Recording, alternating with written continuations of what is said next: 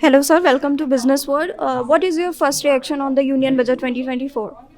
First direction, this is a very good budget, let me tell you, for the general public, specifically youth, MSME and agriculture sector. This budget is a very good budget because agar, in case I call the youth because 11 lakh 11,000 crore rupees have been expected to be spent, and this will certainly increase the scope of employment.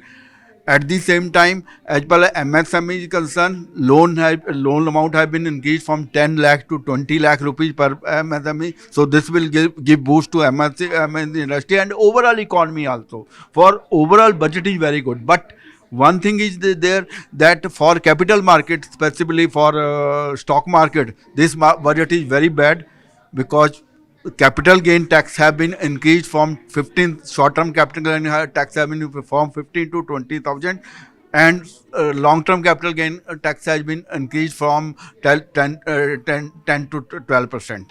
So this will certainly give decline to market has already been declined. And secondly, STT has also been increased from 0.1 to 0.2%, which will be discouraging for the stock market.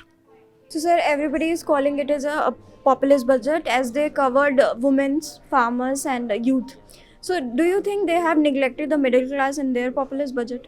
In middle class, some benefit have been given first time that because this standard deduction have been increased from 50,000 to 75,000 for this will help the middle class. At the same time, tax rate slab have been changed from 3 lakh to 5 lakh and 5 lakh to 7 lakh and 7 lakh to 20. One thumb increase and given. But if I call, it is a 50% expectation they have met.